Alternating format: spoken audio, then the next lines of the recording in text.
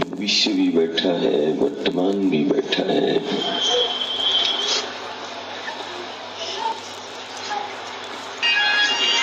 भविष्य को भी सुरक्षित करना, वर्तमान को भी सुरक्षित करना है, बहुत कड़ा चुनौती है।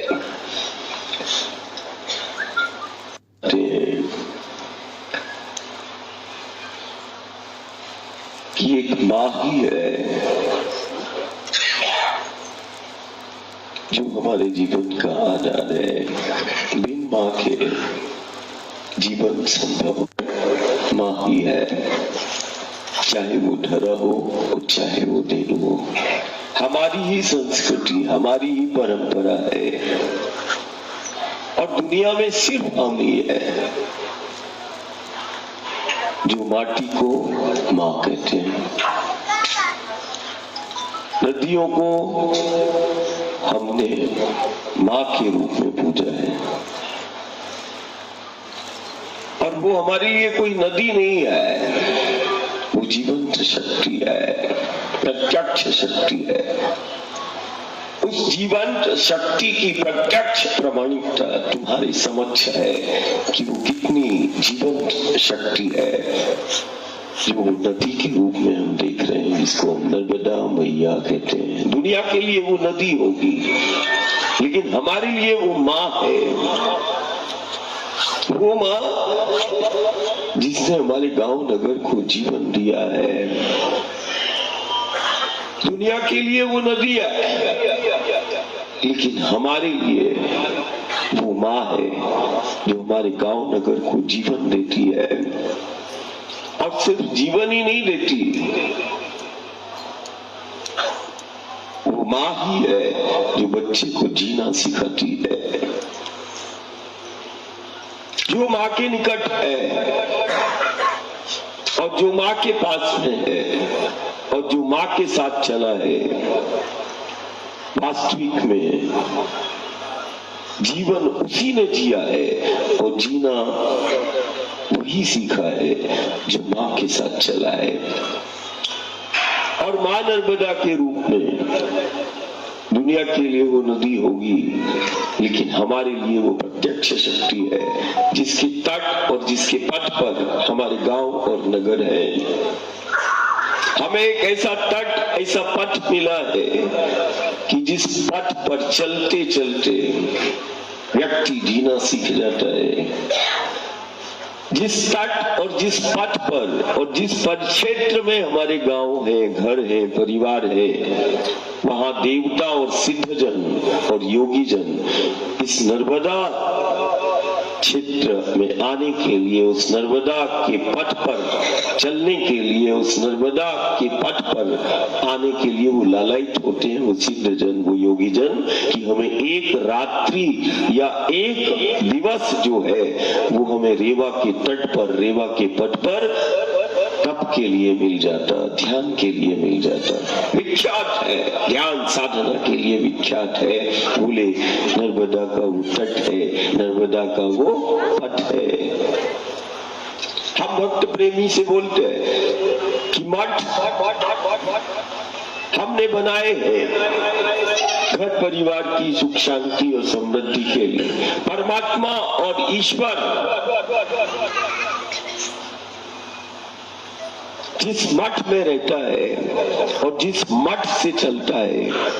हमने बहुत सारे गांव नगर में मठ बनाते हैं उस राम के, कृष्ण के, लेकिन एक ऐसा मठ जिस मठ से हमारा जीवन चलता है और जिस मठ से हर युग सदी में वो हरि निकलता है। और यदि कोई घर परिवार या गांव नगर में यदि कोई साधु संत आता है तो सबसे पहले चित्त के अंदर आता है कि नहीं, इनका मठ कहाँ पर है, किस मठ से है ये। तो हम भक्त से बोलते हैं कि नहीं, यदि कोई तुमसे पूछता है तो तुम उसको बोलना कि नर्मदा का ही तट उनका मठ है, नर्मदा का ही द्वार, कहते ना द्वारका माई है। मैं द्वारका माई में रहता हूँ। तो माँ का द्वार ही उसको द्वारका माई जानना, नर्मदा का द्वार ही द्वारका माई है, जहाँ तुम्हारा बाबा, जहाँ तुम्हारा दादा निकलता है, मिलता है, वो माँ का द्वार ही है। वो माँ के द्वार को ही द्वारका जानना, वो माँ के द्वार को ही द्वारका माई जानना, जहाँ पर तुम्हारा परमात्मा और ईश्वर हर युग सदी में निकलता है, चलता है। मां नर्मदा के जल के रूप में हमें सबसे असाधारण शक्ति मिली है, जिसकी जीवंतता तुम देख रहे हो, जिसके दर्शन की महिमा है कि दर्शन मात्र जिस महाशक्ति का कल्याण कर देता है, जिसका दर्शन सुख और आनंद को हमें प्रदान करता है, जिसके दर्शन जीव का कल्याण कर देता है, वो मां नर्मदा का दर्शन है, जिसके द्वार पर हमारे ये गांव नगर है। यदि उस मां नर्मदा के जल का स्पर्श श्रद्धा और आस्था के साथ कोई उस जल का स्पर्श करता है, तो शरीर में किसी भी प्रकार की यदि कोई नकारात्मक ऊर्जा है, तो नर्मदा के जल के स्पर्श से वो सकारात्मक ऊर्जा में बदल देती है। वो नर्मदा का जल है। यदि कोई असाधारण रोग से कोई पीड़ित हुआ है, तो समय साक्षी है कि नर्मदा के मात्र जल के सेवन से वो बड़े से बड़े असाध्य रोग दूर हो गए, दूर हो जाते हैं। ऐसा वो असाधारण जल कि सिर्फ हमारे पास नर्मदा का जल यदि है, तो हमारा जीवन है, हमारा अस्तित्व है। बिन नर्मदा के जल के हमारा कोई अस्तित्व नहीं, कोई हमारा जीवन नहीं है। मां नर्मदा के जल की पवित्रता और स्वच्छता को बनाए रखना, ये आज पहली प्राथमिकता है। पहला हमारा धर्म यही होना चाहिए कि हर हाल में, हर स्थिति में नर्मदा के जल की पवित्रता और स्वच्छता को बनाए रखना, ये हमारी पहली प्राथमिकता है। हमारे कारण नर्मदा के जल में 1 दशक, 2 दशक, 3 दशक, 30-40 साल से लगातार धीरे धीरे नर्मदा के जल में धीरे धीरे वो नर्मदा का जल विषाक्त होता चला जा रहा है। नर्मदा के जल में, अमृत तुल्य जल में जहर मिलाने का काम हम धीरे धीरे करते चले आए, जिसका परिणाम आज गांव नगर को भुगतना पड़ रहा है। सामान्य दैनिक दिनचर्याओं में, चाहे अमावस्या हो, पूर्णिमा हो या नित्य जो नर्मदा के तट और पथ पर हो, मुझे कोई ऐसा घाट नहीं नजर आया, मुझे कोई ऐसा पथ पर ऐसा नजर नहीं आया जहां पर साबुन शैम्पू लगाता बंद हो, जहां प्लास्टिक पॉलिथीन बंद हो, कहीं कोई घाट नजर नहीं आया इस पूरे चलते चलते में। ये सबसे बड़ा अभिशाप है कि नर्मदा के जल के स्पर्श से लाभ है, साबुन शैम्पू वहां लगाने से कोई लाभ नहीं है। ये चमक और ये दमक, ये जीवन जो नर्मदा के जल से है, उस अमृत तुल्य जल में हम खूब स्नान करें, खूब उसका प्रयोग करें, लेकिन हमारे कुछ कारणों से नर्मदा के उस अमृत तुल्य जल में जहर मिलाने का काम लगातार जारी है। कहीं वो मलमूत्र मिल रहा है, कहीं वो हमारी दैनिक क्रियाओं से वो रोज मां नर्मदा का आंचल गंदा हो रहा है। एक संकल्प कि हम नर्मदा के तट की पवित्रता और स्वच्छता को बनाए रखें, वहां पर साबुन, शैम्पू, प्लास्टिक, पॉलिथीन का प्रयोग ये ना करें कि नर्मदा मैया की और नर्मदा के द्वार की सबसे बड़ी सेवा हो जाएगी। कम से कम इतना गांव तो कर ही सकता है, हाँ, इतना तो किया जा सकता है कि जब भी हम नर्मदा के द्वार पर जाएं, हम ऐसी कोई भी वस्तु या द्रव्य पदार्थ का प्रयोग ना करें जिसके कारण मां नर्मदा का आंचल गंदा होता हो। और हम उन किसान से जरूर, हम वो जो खेती कर रहे हैं नर्मदा के किनारे, आज धीरे धीरे मिट्टी में, अन्न में, नर्मदा के जल में धीरे धीरे पैदावार, उत्पादन प्रति एकड़ 20 क्विंटल बस नहीं चल रहा है, नहीं तो 1 एकड़ में वो 40 क्विंटल भी पैदा करने का सोच रहा है कि नहीं 40 ही हो जाते तो अच्छा रहता। हम इतना कुछ चंद लाभ लाभ के लिए हमने उस मिट्टी में, अन्न में और नर्मदा के जल में जहर मिलाने का काम हम कर चुके हैं। अब तो जहर से मुक्त करना है खेती को भी, अन्न को भी और नर्मदा के जल को भी। हम कर चुके हैं। अब तो बीज संक्रमित हो गए। अब तो किसी को मारने की आवश्यकता ही नहीं है। बस उसको भोजन कराते चले जाओ और उसको पानी पिलाते जाओ, वो अपने आप ही मर जाएगा। क्यों? कारण वो रसायन इतना घातक है, वो कीटनाशक इतना घातक है जो हम खेती में डाल रहे हैं, वो इतना घातक है कि अब वो हमारे उस बीज में भी प्रवेश कर गया है, अन्न में भी प्रवेश कर गया, मिट्टी में प्रवेश कर गया। नर्मदा के 70% नर्मदा के जल में जो जहर मिल रहा है वो नर्मदा के किनारे खेती करने वाला अप्रत्यक्ष रूप से नर्मदा जी के जल में जहर घोलने का काम कर रहा है। और फिर उसी द्वार पर या किसी मंदिर में बोल रहा, मेरे परिवार में ऐसा क्यों होता है, मेरे परिवार में इतना संकट क्यों, मेरे परिवार में इतने बड़े असाध्य रोग का शिकार मेरा घर क्यों हो गया, मेरा गांव नगर संक्रमण का शिकार क्यों हो रहा है, मेरा घर परिवार में इतने बड़े असाध्य रोग और ये आपत्तियां विपत्तियां विघ्न बाधाएं क्यों लगी हुई है। वही परमात्मा के द्वार पर, वही घर परिवार नर्मदा के द्वार पर माँ से प्रार्थना करता है, माँ इस संक्रमण से बचाओ, माँ घर द्वार में आई उस आपदा से हमें मुक्ति दिलाओ, माँ आज वो परिवार का अमुक सदस्य उस रोग से पीड़ित है, उस रोग से मुक्त कराओ। हमें चिंतन करना पड़ेगा। ये चिंतन का समय है और फैसले का समय है जो घर परिवार गांव को लेना ही होगा। समय बहुत कम है। हमने यदि अपने जीवन में बदलाव यदि हम नहीं ला पाए, हम अपने रहन सहन में यदि बदलाव नहीं ला पाए, तो निश्चित मान के चलना कि अभी संक्रमण की एक छोटी सी वानगी है। आने वाले दौर में अभी तो संक्रमण ऐसे हैं कि घर में रहकर हम संक्रमण से हमने बचाव कर लिया। गांव और नगर एक एक दो महीने के लिए जो है पूर्णतः बंद हो गए, विद्यालय बंद हो गए, मंदिर बंद हो गए, मठ बंद, सब बंद हो गए। और हमने घर में रुककर तुमने अपने जीवन को बचाया है। लेकिन आने वाले दौर में ऐसे संक्रमण है कि घर में और गांव में बैठे बैठे वो गांव और घर समाप्त हो जाएंगे। ऐसे संक्रमण आ रहे हैं।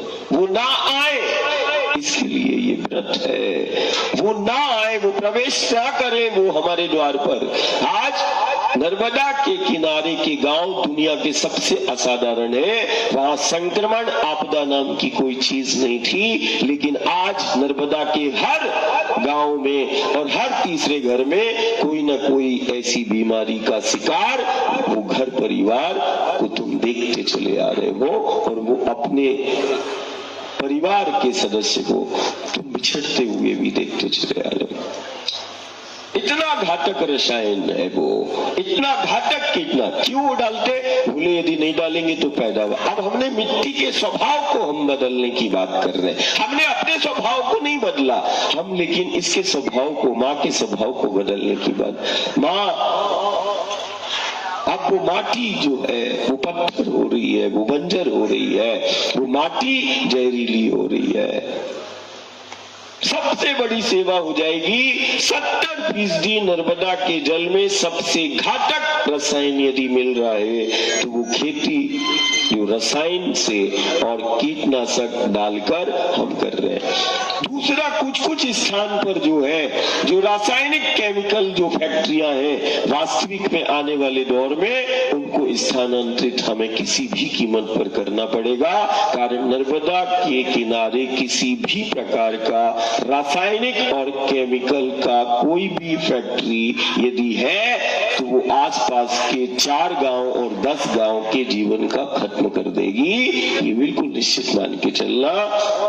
वो अभी प्रारंभ हो रहा है, लेकिन गांव को सचेत होना पड़ेगा, उस नर्मदा के तट और पथ पर रहने वाले उन समाज को जागृत होना पड़ेगा कि ऐसे कोई भी उद्योग ना लगे जो रसायन और घातक केमिकल उसमें बनाए जाते हैं या उपयोग किए जाते हैं। यदि है और यदि कहीं कोई फैक्ट्री होगी, हमें तो नहीं मालूम, तो तुम वहां का आसपास के 2-4 गांव देख लेना, उसका भूगर्भ जल खत्म है, उसका मिट्टी खत्म है, सब कुछ खत्म है। इसीलिए उसको प्रयास ये करना है कि नहीं, नर्मदा के पथ पर वो हरा भरा रहे, ये सबसे बड़ी बात है। हम अभी हर घर परिवार से बोलते हैं नर्मदा की बहुत बड़ी सेवा हो जाएगी। कम से कम अपने जीवन में बोल रहा हूं, अपने जीवन में जरूर, इस पीढ़ी भी बैठी है, भविष्य भी बैठा है, कम से कम जितना परिवार का सदस्य है, 2 है 5 है, कम से कम, कहते ना नवग्रह की शांति के लिए हम पूजन पाठ करते हैं, ग्रह की ऊर्जा का प्रभाव पड़ता है, लेकिन जहां जीवन है, यदि पृथ्वी का समन्वय और संतुलन जब जब बिगड़ा, तब तब कहते गुरु और गोविंद आया इस धरा के समन्वय और संतुलन को बनाने के लिए। ये धरा हरि की है और हरि की धरा को हरि करना ये पहली प्राथमिकता है। हरि की धरा है, हरा करना है। हरि मिल जाएगा, हरि कृपा हो जाएगी, हरि की धरा को हरि कर लो, हरि कृपा हो जाएगी, और सिर्फ कृपा नहीं होगी, हरि मिल भी जाएगा, मिलेगा। और उसके लिए, इस पृथ्वी की शांति के लिए कि धीरे धीरे माँ तप रही है, ताप बढ़ रहा है, माँ के आंचल का ताप बढ़ रहा है, और यदि ताप ऐसे ही बढ़ता चला गया तो हमारा गांव, नगर, देश और दुनिया भीषण आपदा का, संक्रमण का शिकार होगा। कारण इस गर्भ में यदि तेरा जीवन है तो इस गर्भ में माँ ने ऐसे असाधारण भयावह चीजों को भी जगह दी है, और ताप यदि इस धरा का बढ़ा तो वो सब ऊपर आ जाएंगी। जीवन तो है ही, लेकिन माँ ने हमारी सुरक्षा के लिए ऐसे बहुत सारी चीजें गर्भ में, हजारों फुट नीचे है वो। जब मैं नर्मदा के तट पर ध्यान लगाता हूँ तो वो देखते, अरे माँ ने क्या क्या रखा हुआ है। फिर इसके बाद वो तपता, जब मैं इस तपन को देखता हूँ और महसूस करता हूँ तो मैंने कहा ऐसे ही ताप और दाप बढ़ता रहेगा तो माँ के गर्भ के अंदर जो वो विस्फोटक करने वाली चीजें हैं वो ऊपर कहीं आ गई तो हमारा तो देश दुनिया का बहुत सारा हिस्सा तबाह हो जाएगा, हमारे गांव अगर तबाह हो जाएंगे। वो ना हो, इसलिए पृथ्वी की शांति के लिए हम रोज घर परिवार से बोलते हैं कि नहीं, तुम गुरु गोविंद ने भी कहा है वृक्ष मेरा स्वरूप है। कम से कम परिवार का वो सदस्य, यदि 2 सदस्य है, 4 है, 5 है, तो कम से कम उन पौधों को, जैसे बच्चों को बड़ा करते हो वैसे उन पौधों को लगा के उनको बड़ा कर लेना।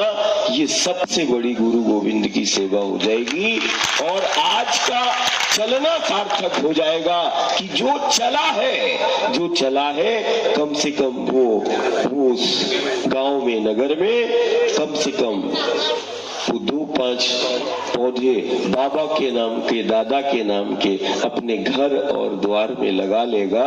निश्चित मान के चलना कि तुम इतनी सेवा करना, हम उसी वृक्ष के रूप में हम तुम्हारे द्वार और गांव और नर्मदा के पथ पर खड़े रहेंगे, तुम्हारी सुरक्षा और तुम्हारी व्यवस्था के साथ। तुम कभी उस पौधे के साथ प्रार्थना करना। दुनिया में हम ही हैं जो पेड़ पौधों से प्रार्थना करते हैं, जो बाबा और दादा के नाम का लगाना, हरि के नाम का लगाना और उसको बड़ा करते रहना। तुम्हारे जो जीवन में इच्छाएं हैं तुम उस पौधे से मांग लेना, जिस पौधे को तुम बाबा के और हरि के रूप में तुम उसको लगाओगे, है कि नहीं। बस इतना संकल्प के साथ नर्मदा मैया की जय।